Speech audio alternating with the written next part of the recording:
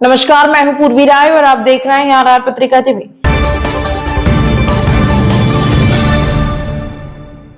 रायपुर ग्रामीण जिले के मनोहरपुर क्षेत्र से एक दिल दहला देने वाली खबर सामने आई है। देर रात अज्ञात बदमाशों ने एक व्यक्ति की गला रेतकर हत्या कर दी, जिससे पूरे इलाके में सनसनी फैल गई। मृतक की पहचान मनोहरपुर निवासी राम अवतार असवाल के रूप में हुई है। घटना की सूचना मिलते ही पुलिस मौके पर पहुंची और जांच शुरू कर दी। शव को पोस्टमार्टम के लिए नीम्स अस्पताल की मॉर्चुरी में रखवाया गया है। वहीं इस निर्मम हत्या के बाद ग्रामीणों में भारी आक्रोश देखने को मिल रहा है। गुस्साए ग्रामीण मनोहरपुर थाने में धरने पर बैठ गए और हत्यारों की जल्द गिरफ्तारी, मृतक के परिजनों को मुआवजा तथा परिवार के एक सदस्य को नौकरी देने की मांग कर रहे हैं।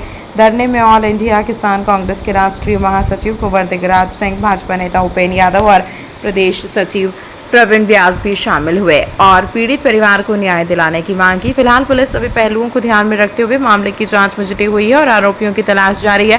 मनोहरपुर में हुई इस सनसनीखेज वारदात ने क्षेत्र में सुरक्षा व्यवस्था को लेकर कई सवाल खड़े कर दिए हैं। भाई हूँ छोटा। क्या बात हुई थी आपके भाई के साथ? भगवान जाने क्या बात हुई। दुकान पे हमने उनको फ़ोन किया, घर पे नहीं आए 8 बजे तक। हमने फ़ोन किया, फ़ोन उठाया नहीं उन्होंने। फिर मैं अपने बच्चों को भेजा, मगर जब बड़े पापा को देख के बड़े पापा को देखने के बाद, पापा दुकान तो खुली हुई है, बड़े पापा नहीं है यहाँ। तो मैं यार ताला लगा के आ जा, मोटरसाइकिल भी यहीं खड़ी है और ताला का कहाँ मिलेगा, मगर अंदर देख उसमें मिलेगा, उसमें क्या बोलते हैं उसको, और कुछ मिल जाएगा। तो वो ताला देखने गया तो उसको बस वहीं पे वो तो चिल्लाने लगा जोर से, बड़े पापा भाग के आ जाओ, फटाफट भाग के आ जाओ, पापा का तो कोई गर्दन काट गया। फिर हम भग के गए, वहाँ पुलिस वाले को बुलाए, सबको बुलाए, फिर निम्स ले गए। पुलिस को कब सूचना दी गई? सबसे पहले किसने बात की? पुलिस से मेरे बड़े भाई ने बात की। फिर हमारे जो चाचा का लड़का था उसको भेजा थाने में, मैं पुलिस की गाड़ी लेके आता फटाफट। फिर वो पुलिस वालों के यहाँ से गाड़ी लेके गया।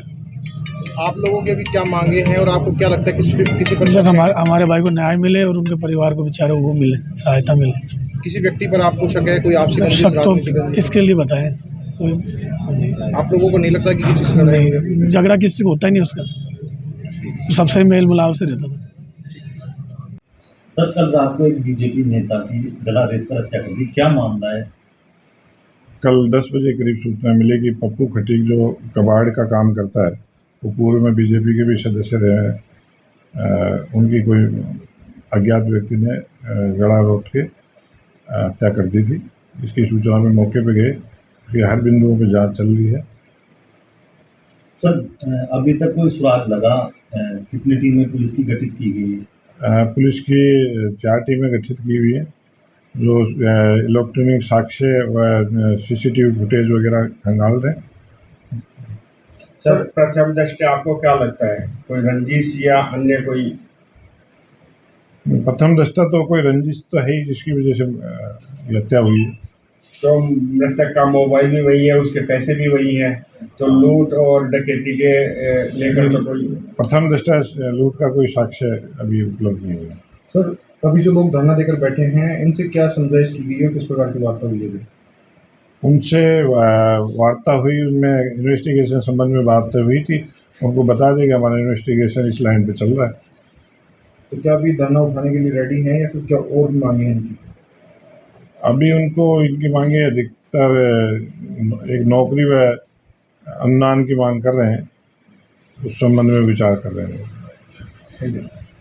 से निर्मम हत्या करी गई, दरिंदगी से क्रूर तरीके से हत्या करी गई। हम पप्पू जी के साथ परिवार के साथ बैठे हैं। पप्पू जी की हत्या होना और थाना परिसर के बिल्कुल नज़दीक होना एक कानून व्यवस्था के मुंह पर तमाचा है। हम सब लोगों की एक डिमांड है कि सबसे पहले हत्याकांड खुले और हम पीड़ित परिवार के साथ तब तक मौजूद हैं जब तक पीड़ित परिवार की सहमति शासन प्रशासन से नहीं बन जाती। हमारी सीधी सी मांग है कि अगर ऐसे राजधानी क्षेत्र में ऐसी घटनाएं होंगी, नगरपालिका क्षेत्र के परिसर में जो मनोहरपुर थाना से 200-300 मीटर की दूरी पर वो घटना स्थल है, अगर ऐसी घटनाएं यहाँ पर होती है तो आम जन का भरोसा उठ जाता है। राजस्थान की कानून व्यवस्था बिल्कुल मखौल बनी हुई है। और जो दूसरी तरफ मैं बार बार कहना चाहता हूँ कि जो नशे का कारोबार राजस्थान में फैला है और राजधानी क्षेत्र में आया है, उसको लेकर के शासन प्रशासन को, सरकार को जिम्मेदारी लेनी चाहिए। आज जिस तरीके से युवा जद में आ रहा है, नशे की में स्मैक चरस की जद में आ रहा है, अगर इस पर रोकथाम नहीं लगी तो जल्द बहुत लंबा टाइम नहीं लगेगा जब पंजाब जैसे हालात राजस्थान में हो जाएंगे। मैंने ये विषय बार बार विधानसभा में भी उठाया है, ध्यान आकर्षण प्रस्ताव भी उस पर लगाया है। अगर जल्द से जल्द इन घटनाओं पर, इस प्रकार की गतिविधियों पर रोक नहीं लगाई, तो मुझे लग रहा है कि ये हमारे लोगों के साथ अन्याय होगा। और शासन प्रशासन की नाक के नीचे ऐसे होना, पुलिस प्रशासन के नाक के नीचे होना, ये एक सीधी सीधी एक सहमति है, उसको लेकर के सरकार को गंभीरता से कदम उठाना चाहिए। तमाम महत्वपूर्ण खबरों के लिए देखते रहिए RR पत्रिका टीवी।